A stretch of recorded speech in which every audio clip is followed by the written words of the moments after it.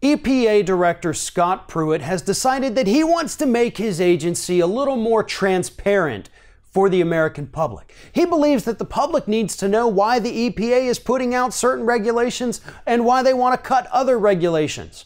So this week, he signed an order with his office that, according to him, is going to make their office a little bit more transparent. But here's what it actually does.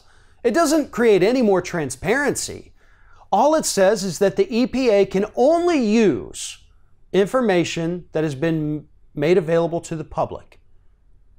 They cannot use any scientific studies that have not been published or ones that are only available to a certain amount of academics, which, to put that in layman's terms, means that Scott Pruitt, the director of the EPA, has basically banned science from being used in decision-making at the Environmental Protection Agency.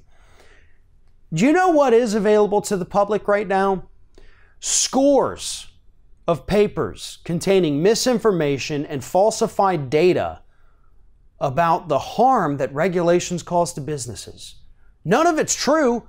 Every credible study that's looked into it says environmental regulations not only help the local economies where they're put into place, but they actually don't cost us a single job and create more jobs in the local economy.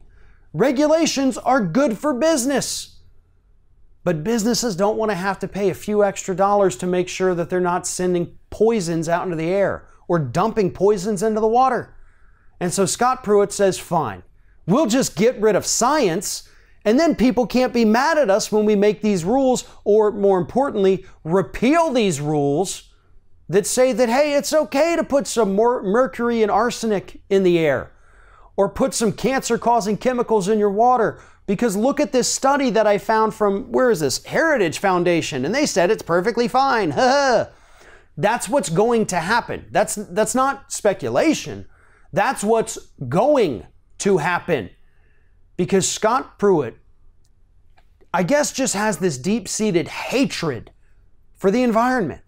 He has a deep-seated hatred for the American public. That is the only way that you can describe a human being that wants to go out there and pump us full of toxins just so corporations can save a few extra dollars every year, not having to comply with certain regulations. He loves corporate profits and hates the American public. He may not ever say that, but every decision that this man has made since coming into office proves that without a doubt.